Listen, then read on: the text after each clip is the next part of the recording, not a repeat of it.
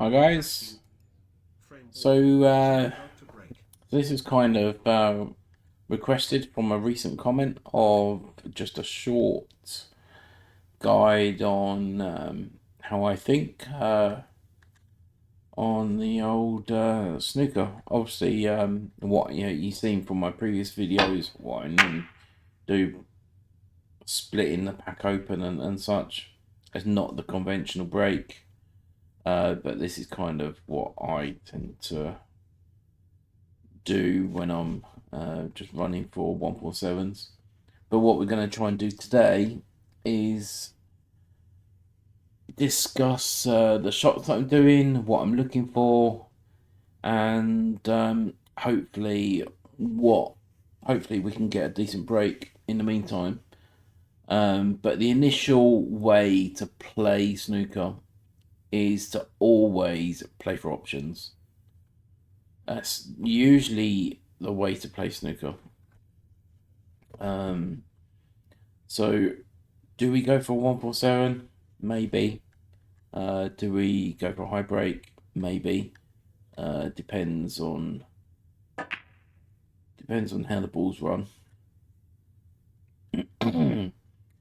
So I need to my first on this table is I need to remove this so it has more of a clearer path for the black. So all I'm doing here is just getting the white away from the black so I can play that ball and open the pocket up the best I can. A little bit straight, not ideal. So let's see if we can get the white back out of there. Right, okay, that's good. So now we've opened the black up on both pockets. Now this is where we need to start thinking about options. Sometimes you have to play for one specific red, but more often than not, it's always best to play for options. This isn't a great opportunity to play for an option here, so we are most likely. So that would be a good one to get on. So that tells me I need to get the white back out here as quick as possible. So when I said for options, looks like I can play for this one and this one at the same time. But also having like a, maybe if I overhit it, I've got this in the middle. If I overhit it, I've got that one in the corner, and I've definitely got this one. So there's plenty of options here. So I may have to change my shot because I've got a feeling I may go into that red off this black. So we may have to change the way that we're going to play this. Yeah, so I've got a feeling I may hit that red. It would be better if I miss it. So let's see. Hopefully, we need to pop the black in the meantime though. Okie dokie. I don't know. Oh, that is very lucky. So we do have an option with that one. I wasn't initially. I was kind of hesitant where I was going to hit that ball or not. So I haven't really thought about position too much there. I was kind of thinking I was going to hit this one. So lucky enough, I'm actually on the ball over the pocket over there. So this is handy because then we can stay on the black.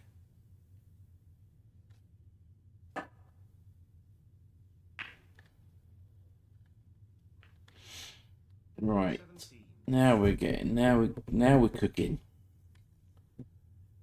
So we are looking for options. We're always looking for options. Always. So again, and we need really to get the white out here to have any like a choice of shots. So what am I looking at? So I could technically go for one of these, and that would open it up a little bit more. So I think we might even do that.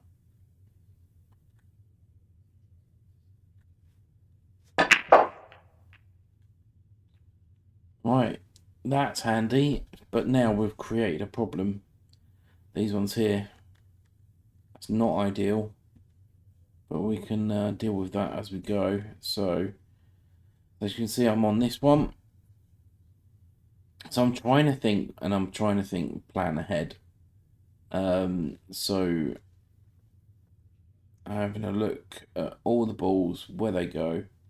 So now I'm removing this one, that opens a pocket for this one.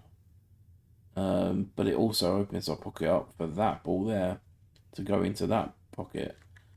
So there's always another thing with snooker is when you're planning ahead, you need to think about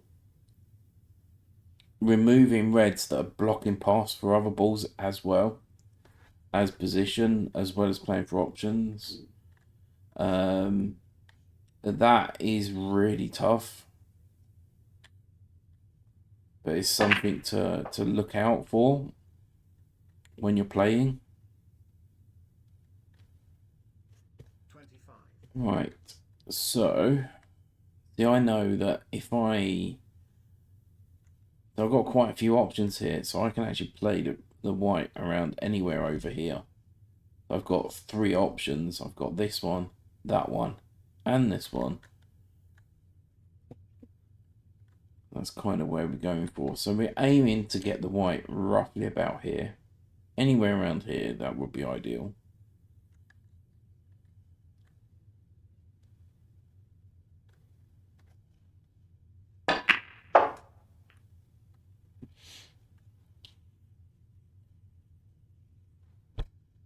Yeah, that's good. 32.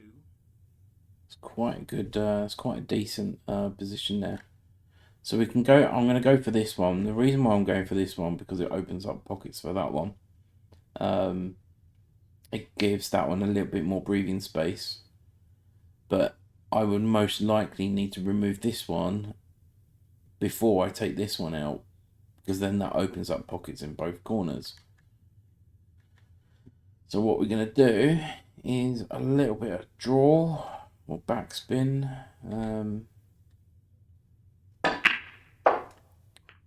Not on the black.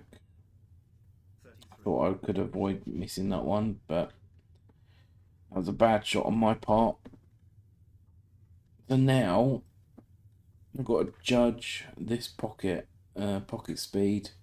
So I'm actually now playing for this ball here, anywhere around here. So these are kind of situations where you really need to focus on one ball position rather than multiple balls. Hopefully that will go in. Perfect. 38. And again, playing for this one. But I need to leave an angle so I can get the white going this direction rather than that direction. So this is key.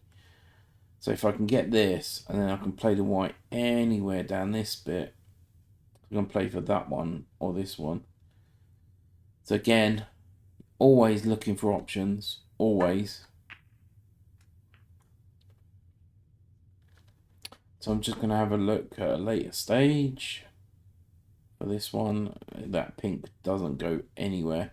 And it's also difficult to get onto the yellow if we get that stage. Right, so you've seen the angle. I probably will play this one next into the middle. But again, primary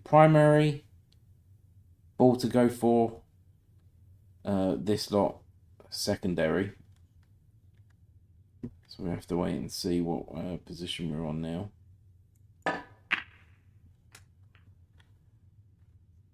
And if we're on a decent position for one of these, I will favour this one over that one.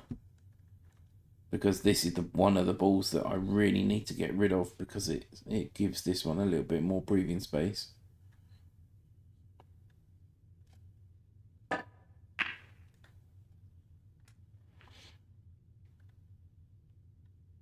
So we've still got a bit of a problem. We've got a bit of a problem here.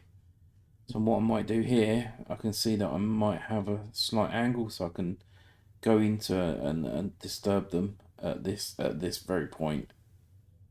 Relying on a little bit of luck on position, but I'll be surprised if I'm not on that one at least.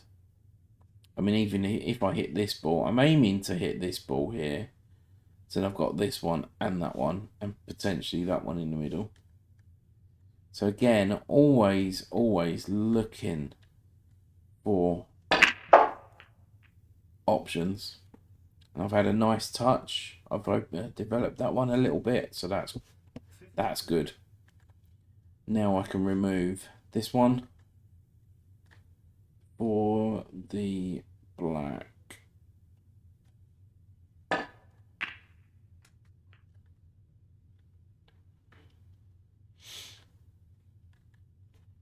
So again, looking for options. I haven't got the best angle here. So now I'm having a look to see what my options are. So here would be a real ideal position, because then I've got this ball, I've got those two, and probably the one in the middle as well.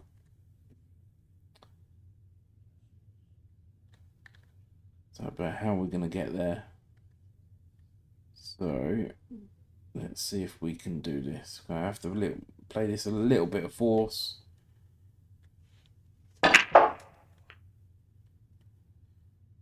Not too much. Not great position. 60. But at least we've got a shot. So we can now play for... I could play for that. No, I can't play for that one. I could play for that one in corner, but that is kind of a bit risky. I could play for that one. Again, a little bit too risky. So, but I can play for this one and then the blue. Again, this one here, I'm just focusing on the pot. And then I'll deal with the blue. I think I can get the white over here somewhere, at least giving myself a chance on one of those reds at this end.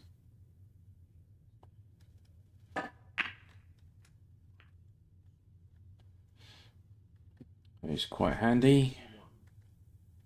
So I would also suggest, when you're going for a clearance or a break build, just have a look and give you an idea where the best place is to put the white. So, like, I know that I can leave the white anywhere around here. That I've got this ball and that ball, and if I overrun it, I've got this ball here. Ideally, I want to take this one because it opens a pocket up for that ball. So now I've seen where I want to leave the white. I've kind of play the white into a position. 66. So now I can play this ball. And I think when you're playing from a position for the black, it's usually best to hit the cushion and come back out, rather than playing the ball into the pocket and the white roll in, because you can have a tendency to overrun and leave yourself awkward. So I have a tendency to play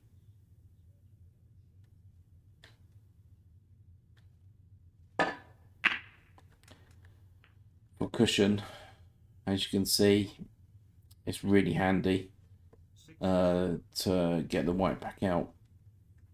So now I know that playing this one, I've got options. So I can roll the white here, play the ball in the middle. If I overrun, I've got that ball in the middle. I could screw back and get the white out here. So I've got that ball, or that ball to play for. So I think it's probably better to weigh up options here. So I think playing this one, I'll probably get the white up down this way over here. So I've got this ball, that ball, and that ball as an option.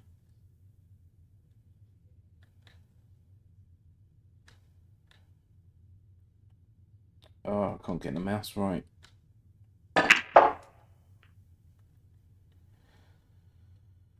As you can see, I've left myself options. So I've got this one or that one. So now this is a situation where I can just roll the white forward anywhere here. We can deal with as we are.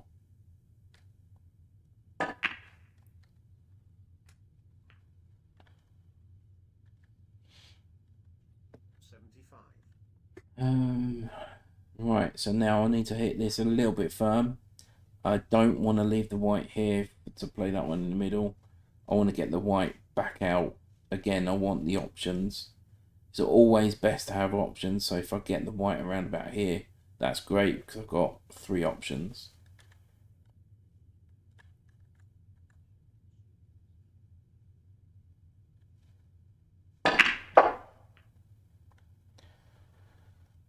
Not in an ideal position, but as I said, sometimes if you underhit, overhit, you got backups. So I knew if I underhit it, I've got this one to fall back on. If I overhit it, I've got this one and option for that one as well. So now we go for the blue next.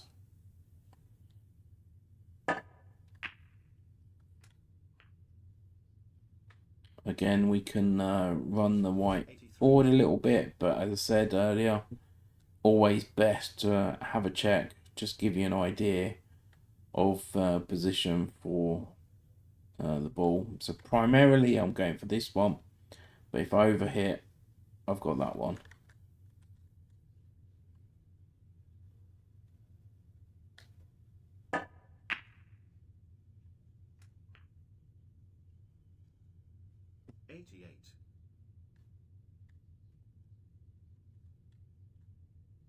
So just play this nice and smooth.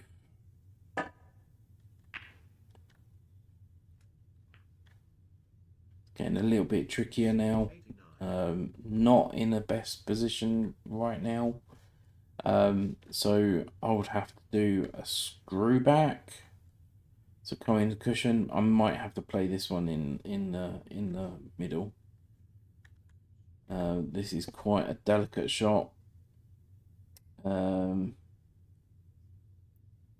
This might be.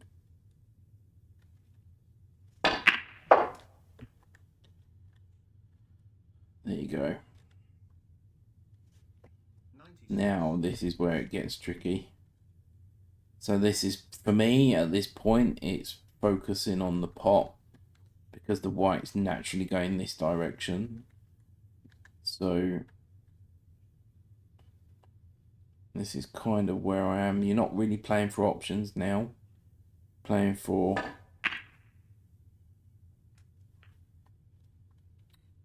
that was just more of a concentration on the black. Right, so now this gets pretty tricky now. So this should be quite straight forward in explanation. Got an idea where I want the white.